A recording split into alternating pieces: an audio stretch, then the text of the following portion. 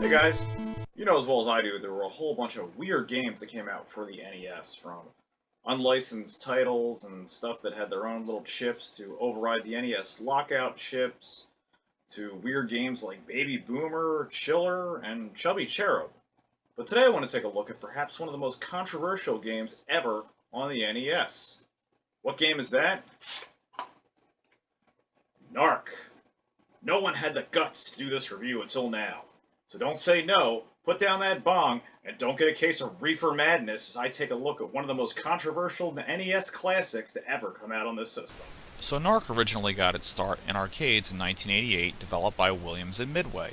A year later, in 1989, it would finally see a home release on the Nintendo Entertainment System produced by Acclaim and co-produced by Rare. A game like Narc probably couldn't have been produced in any other time period, as during the 80s everything was about the war on drugs, and that was what Narc was primarily about. So it really capitalized on Ronald Reagan's message of anti-drugs with his Just Say No campaign, and even other campaigns that were designed to keep America's youth off of drugs, like DARE, which is probably one of the worst names for an anti-drug campaign that I've ever heard of. It's like, hey, I dare you to not do marijuana. Oh yeah? You're gonna do it anyway? Well, I double dare you not to do drugs. Let's see how well that works out now. What an idiotic name for a campaign slogan. Alright, well, anti-drug campaigns aside, let's take a look at Narc for the Nintendo Entertainment System. As you can see on the main screen, they're there in their hardcore SWAT uniforms with their Porsche 911, and you'll always see a computer at the beginning of each level showing you what the main enemy is that you're going after. Now, the objective of Narc is to actually bust all the criminals that you come across. You can confiscate things like cocaine, cash, other drugs, bullets, missiles, and other various weapons to keep the streets of whatever city this happens to be. Kind of looks like Sesame Street with all the doors in the background safe from crime. But really, all you're doing is just gunning down drug addicts and drug dealers. So you don't really ever get a chance to bust any of the criminals like you think you would, and it's just kind of a game that's all about slaughter. In each level, you have to find a different colored safe card that allows you to exit the level. One of the worst enemies that I found in the game are the dogs. It's actually funny. You can kind of bust them too, but they're hard because they won't stand still, but they look very silly when they put their arms up. After you shoot them, they'll just run away as a smaller version of a dog, and they're really annoying and can drain your life easily. After you get the card, you can exit the level, and it'll show you just how much cash, cocaine, and how many other busts that you got to add to your score. On to the next level. This is the Quack Stop, which is really crazy. You're fighting this guy named Hypo Man, who looks like somebody out of a cheap 80s hair metal band. At the start of each level, you're ejected from the Porsche 911, which I don't understand how it doesn't shatter your shins and break your legs. You're onto the streets of the Quack Stop, where you're fighting Hypo Man, who throws these really huge hypodermic needles at you that stick in you and will paralyze you for a couple of seconds. You'll also be attacked by bomb-dropping helicopters, which, wow, I guess this drug ring really has deep pockets, as you make your way to the second part of the stage.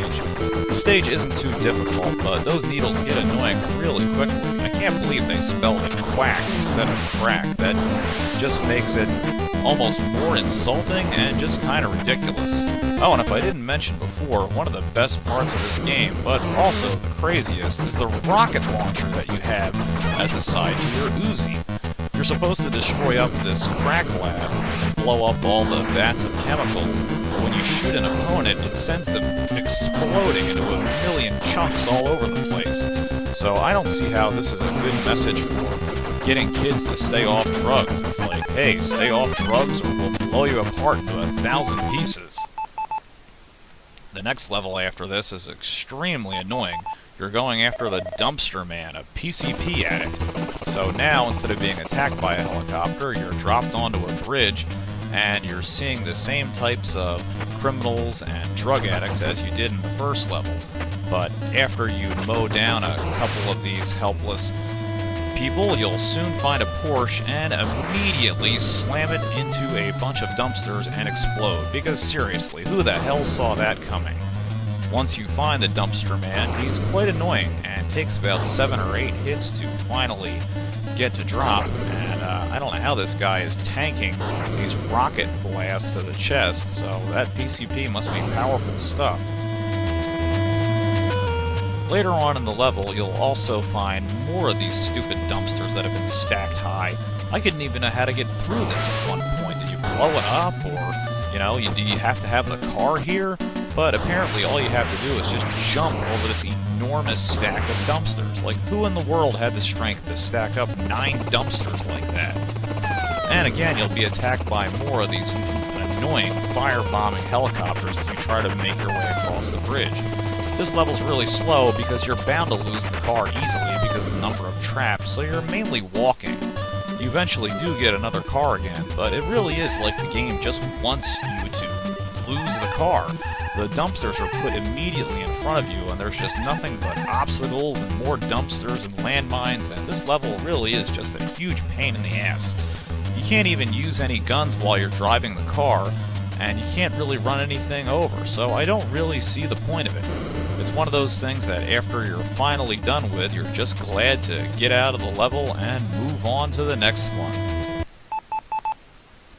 Now, one of the craziest levels of the game is Kinky Pinky, which is this interesting part of town where you have a lot of adult bookstores and theaters and these ridiculously terrifying knife-wielding clowns that they should certainly be blown apart at all costs. You also have other meth chemists, or God only knows what the hell they are, throwing vials of explosive chemicals at you, but these clowns are just freaking terrifying. They just walk around with that blank stare on their face, just aimlessly stabbing until hopefully they get you in their grasp, and down you go in a horrible death.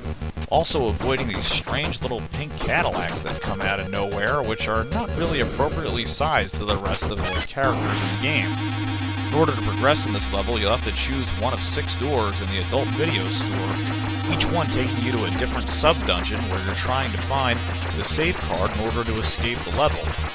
These bugs are unbelievably annoying because you can't get a good beat on them to kill them, and you just have to keep guessing until you hopefully find the right door and eventually come across the correct color safe key so that way you can finally escape the level. Thank God, let's get the hell out of here. More of these crazy dumpster guys, and you can finally leave. Now onto one of my favorite levels of the game, Sgt Sky High. Enjoy, as they're telling you to harvest this plant. You can check out this psychedelic level with all the crazy acid colors and peace signs and cannabis images. And he looks really weird as he walks around with that machine gun awkwardly placed at his crotch, so I don't think that was the best design. And when you blow him up, he actually just leaps into the air. He doesn't blow up into a million chunks. Once inside the greenhouse, you have to get all of his cannabis plants and pot plants and use them for evidence. Most of them don't do anything, but a few of them blow up and will drain your life force. So I guess if you're on the run from the government, you might want to put bombs in your plants. That's random. Of course, you get the stereotypical green exit card in order to leave the level. Afterwards, you're on to Mr. Big's headquarters, where you're given the instructions to either bust them or blast them, which that isn't sending a very good message. If you can't apprehend the criminals, just murder everybody. You see a lot of the buildings in the background as a good play on words, like Fannie & Co., kind of a play on words of Fannie Mae, and you'll see every other enemy that you've come across through the entire game, the pink Cadillacs, the chemists, the crack addicts, and the clowns are back. Oh God, not the clowns. You'll see Hotel the Snob, which I think is a funny play on the One Percenters, Big Bank, and Mr. Big International, which is Mr. Big's headquarters. Once inside, you'll have to go through 3 or 4 different levels in order to get to Mr. Big himself. You'll see he has tons of armed guards and attack dogs and druggies and drug dealers attacking every level. You'll have to fight your way through in order to get another safe card to progress to the next area of his headquarters. After you progress far enough, they'll tell you that you're on your own because Mr. Big's office is impenetrable. So great, you made it this far, now you're screwed. You'll see that all the other levels now have steel girders in the background and more attack dogs and very few weapons and ammo pickups. One big complaint I have about this game is there's never any health. Sure, you can earn extra lives if you score enough points, but you only get 99 bullets, and even the missile pickups aren't enough, so you're often left very helpless until You can just jump around and finally find some more ammunition. Your gun will fire one bullet at a time, even if it's depleted, but it really doesn't do much, and you're just left helpless.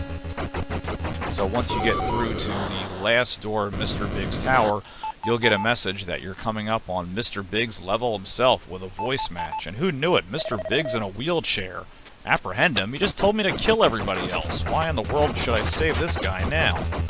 You'll come across a lot of these nasty attack dogs, which are just a huge pain in the ass, and pretty much the same garden variety of enemies you're used to throughout the rest of the game.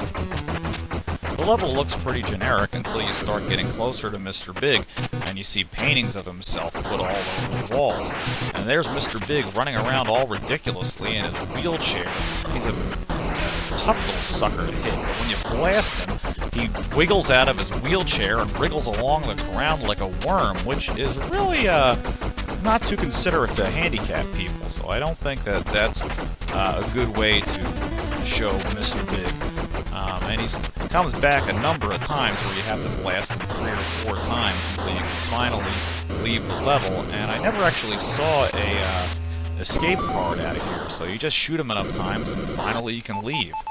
But it still says Mr. Big lives even after you defeat him in that first battle, so you go to the top of Mr. Big's tower, and what in the world? Mr. Big's nothing but a giant head with sunglasses and a top hat now, vomiting tongues at you. Now, let me tell you, this is one of the hardest bosses I've ever faced in my life. Even with multiple lives and cheat codes for extra missiles, he does not go down. I battled with this guy for over 10 minutes, and he just doesn't die.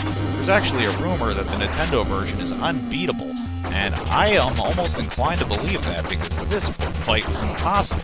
But apparently what's supposed to happen in his final form, Mr. Big turns into nothing but a skull and neck bones and shoots lasers out of his eyes. Eventually, when you do beat him, you get a message saying congratulations and contact your local DEA recruiter. Weird. So what do you think? Do you think Narc's one of the most controversial games ever on the Nintendo? Well, I don't know about ever, but there's definitely a lot of really graphic and disturbing imagery that you see here, and for young kids that are just playing video games, it might be a bit too much. Just blowing apart drug dealers instead of arresting them, that doesn't send a good message at all, even if the main underlying message is to keep kids off of drugs. I liked this game as a kid, but I think I have kind of a rose-tinted glasses nostalgia for it. I remember playing it with my friends in the arcade and at home over at their houses, but it really was pretty bad, and overall I don't recommend it. The game's just really cheap and unfairly programmed. You never see any health pickups at all, and the ammo and missile drops are rare at best, so it really leaves the player at a huge disadvantage. It was more designed as a quarter sucker in arcades, and the home port didn't translate over all too well at either. Overall, Narc's kind of fun to play for the warm memories, but I would say stay away from this one. Hey guys, if you liked the video that you just watched, go ahead and hit that subscribe button down below. And if you do the Facebook or Twitter thing, follow me at #KingOfRetro. See you next time.